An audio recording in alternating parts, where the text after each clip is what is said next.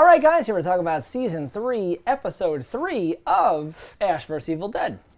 And here we are. All right. So, I didn't take a lot of notes. Not a lot happens here. I never take notes, so same page. You took a record low amount of notes. Or no, the same, consistent amount of notes. Consistent. There's a few paths. Where would you like to start? Well, like, Lee Majors is back. How about that? How about that?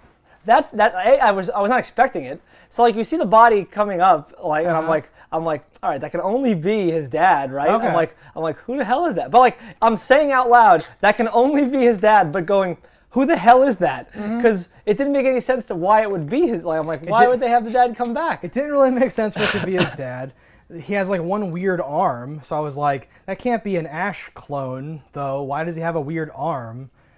In like the thing, like the song over the walking and the mud and the shower scene is so good, and then I was not a huge fan of the dad being back or whatever. Well, it didn't make any sense. It's like, why did he come back for this one episode? He didn't like say the thing he was trying to say for the last forever, like the secret. It's not really it wasn't him really or his dad. It was Right. a Deadite version of his dad. He's been back before, and this feels like we're just sort of. It's like, hey, we do the thing we always do. Like, it feels weird to me. Yeah, it was like did you have a floating contract day where, oh, we didn't use one of our Lee Majors day, bring him back for one episode? Like, it was very strange. Yeah, and that it's in and out where he defeats him the Yeah, same that's what I'm episodes saying. It's just gone. No, it's not. Really weird. And this is something simple. I always harp on this. It's kind of weird because I'm usually like, stop teasing me, you bastards. But also, I'm like, have it end with Ash coming home after like a tough day of killing Deadites and Lee Majors is on the couch or whatever, right? Do some weird thing and then end and then let me think that time has passed and stuff's happening or whatever.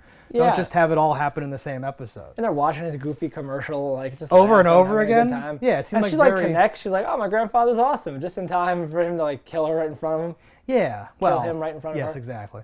It just felt very. I don't know how you feel about it, but the whole time I was kind of like, "This is like fan service. I don't feel served here. I'm not into this." No, I felt the opposite. Okay, I was like, "This is." It was rushed. It seemed. It was. I don't know, some wasted Lee Majors. I think because how often can you get him back? How often can you get a dead character back into a show? Yeah. This show probably more often than most. But why not make it mean something? Unless the joke is that he keeps coming back or something like that. But like. Yeah, unless he's in every episode. He doesn't deadite out, so he just has like a dead body in his house now. Yeah. Or whatever, right. So it's this weird. That's weird. I wonder, are we going to get are she going to bring back other people? Is Head Raimi going to come back in the next episode? Right. Like, is this going to be a thing? But if it's a thing that only goes one episode at a time for nothing, like no payoff, well, why? And they do the whole moth thing, and I was kind of like, oh, they're gonna have to like kill the moth. He'll be like immortal, and the moth will have to be killed. There's just nothing with that. No. Right? It was interesting. Yeah, it was a weird combination of CG not great that went into that moth part too. Yeah, it was a whole thing with the moth. That was a lot of stuff. And they show the moth when she's walking down the hallway, like, hello, and all that stuff. So I'm like, oh, this is gonna be a thing, and maybe it will be a thing, but it isn't a thing yet. I would wager it is done, and it will never be a thing. I also like random little tastes to get world building stuff. But yeah, I feel underserved by this entire part of the episode. Yeah. No, I would say it's underserved. And then, like, speaking of like underserving, so what's the other guy's name? Dalton. Like, Dalton. I was like, is he done now? Like, my notes say the Dalton problem has been solved. But has it? We were like, why are you here? You don't belong here. Please stop being here. Those were all thoughts I had. Now he's gone. I don't know that he's gone though. No, he's not gone. But like, he's dead and possessed. It isn't like he's just possessed where they could like unpossess him. He was like stabbed through the chest. Yeah. There are no rules on this show, but I don't think that he can come back and be him again. No, I would not suggest that he would be him again, but I think he might be another big bad. Yeah, he could be like a bad thing or whatever. Yeah. Which then obviously shifts us over to like, what was all that development of like, we're gonna have to kill your friend, and I guess we're gonna have tension later based on this. I don't know. And then that like made me wonder things where I was like, was it a misdirect? Was he always a bad guy? Okay. Because that's dumb. Well, I like that at least better than like, okay, my first real mission with these scrubs, and I'm the one that gets possessed and targeted or whatever, randomly or whatever. He doesn't have the light of the Hefe within him. He doesn't. It's true. He's got a twig in him. Canonically true. He has something else in him. Yeah, they were out to get the dagger from the old site. They were digging around and finding goofy stuff. Yeah. And I tuned out that whole part. They probably said some interesting stuff, and I forget all about it. No. Paulo sees another half-naked Brujo lady ghost thing. Yeah. I don't know. I just don't get impressed by those kind of scenes. Yeah. It just, I'm like, okay. No, they're not impressive. I'm just saying they have to put that in there for him to be like, oh yeah, the dagger at the place where the dagger is, right? It isn't like some weird like. Yeah. Okay. Now overall, this episode didn't do a lot for me. 0 out of 20. Well, because it didn't push the story along. Right. That much. Like, yes, we lost characters, we gained back and lost characters. Actually, yeah, both of those plots involve us with a character that we don't care about. Yeah. Well, we should care about Lee Majors, but here it was just like I cared about him when he was alive. Yeah. It wasn't. Yeah. Right. No, it was kind of a disappointing episode actually. Now that I think more on it. The part that I liked though was the beginning. In the or is in the coffin. The funeral home. Yeah. Yeah. And just the comedy, like slapsticky beats of that. Those moments, I'm always like, oh god, there's no getting around these things. Like, picture like you're in this situation and you're forced, like the dead is rising, no one else knows you're doing this thing, and now you're like in a casket with a body of a woman you once in quotes loved, the mother of your children. Her like tongue is cut off. There's a picture of her face with a hole in the mouth, bloody hole in the mouth. Her head is all ripped off. When he puts that picture on top, it goes, all right, goes and sits down. It's like so good, and the whole place is like so quiet. Yeah. I was like literally laughing. The thing that didn't make sense about this to me is why were all his friends late? Shouldn't they have driven together? They have like a car. I don't know.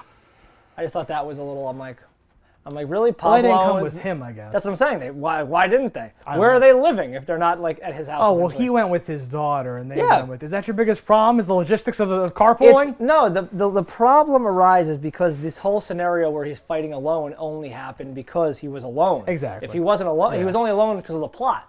That part would have never happened, I feel like, in their actual world. They even put in something where like Pablo's like, open the store, Hefe, Evil's back. And he's like, I gotta talk to my daughter. And there's this weird thing. Yeah. Well, that's like, why now? Why is that? I guess he hasn't had a daughter before, but that's still dumb that's like, oh, Ash is doing whatever he's doing. Whatever. I do like this fight and him and him in the coffin and the stupid, like, right? I do like that.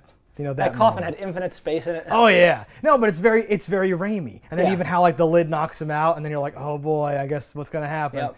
And then when it happens, I was still paid off by it, even though it was obvious what was gonna happen. Some like really awkward bit where she's like, how about this? Like puts her finger up his butt, and he's like, oh, yeah. Those things I don't really care for personally. I'm not sure That's candy bar special. Yeah, I don't know who is super into that type of stuff. Ash? Well, Ash is. Well, I mean, you can be into that, but I mean, in terms of seeing it, you know, those aren't the moments. And maybe that's a Raimi special where he likes that. He seems to like gross things or whatever. Yeah. But I like gross because of other things. I don't know how to explain that. Yeah, like good gross. You know, good gross stuff. Because sometimes you're like, oh, he can't handle how like gross it is. I'm like, I can handle it. I'm just like, all right, whatever. Yeah. Oh, he's farting. There's a big cock flopping around. I'm like, okay, that's whatever. Well, yeah, I treat Spider-Man that the same way I do stuff. Where I'm like, nudity for no reason. Right. Yeah, you're really doing it for me. Yeah, not like, oh, he knocked it over the head. Oh, it's amazing. No. And there's strippers in the background and the titties are out. You're not like, oh, this guy's genius. Michael Bay. That's the lowest common denominator kind of stuff. Right. You're preaching toward an idiot choir. Yeah. But, you know, every once in a while peppered in. It spices it up. But the Raiminess of the huge interior coffin, the weird because he can't see all the time, and then the whole thing and the lid. You know, again, when he puts that same, because they do the whole thing with the picture, and I'm like, okay, CG tongue, not great, still okay though, good times, whatever. But the callback to that when he puts it up there, and the way it looks now with nothing behind it, and just this stupid thing, I was like, okay. And I just love how nobody involved, and this has been happening since season 1. No one's like, you're in trouble for that. They're just like, well, okay. And they're just like, ew, and leave or whatever. Yeah. Well, you tell them. What? It's covered in goo. Just came out of a grave. At this point, it's kind of old hat. But like, if anything, now that he's like the savior of Elk Grove, they should be like, oh, he's back to his, Yeah, you should naturally just believe whatever he says, right? They should have more of a reaction one way or the other. Like, the Hefe's returned to save the day, or you've just murdered this dead woman. You've desecrated this corpse or whatever, right? Yeah, I would tend to believe more people would believe him since they are all cheering and shopping and getting discounts at his store, and he's the savior from local demons. hero. Yeah. So it's odd. It's kind of like anything. Oh, in movie 1, you were possessed by a ghost. In movie 2, we go, oh, you're crazy. There's no such thing as ghosts. There's no such thing as what? Ghosts. And you're like, but the thing. You saw me. I was floating. The whole city was infected.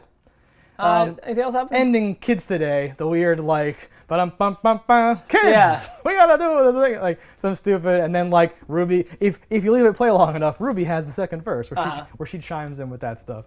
So Yeah, that's always nice. That was goofy and dumb. But yeah, not a banger of an episode, really. No. Hopefully it'll lead into bigger things on this coming episode. Yeah. Yeah. All right, guys, that's our thoughts on this episode. Let us know in the comments below what you thought about it. Don't die in a fire, and we'll see you next time.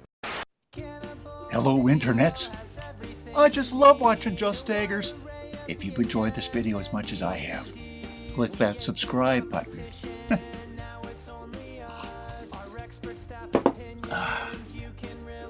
Peace out, homies.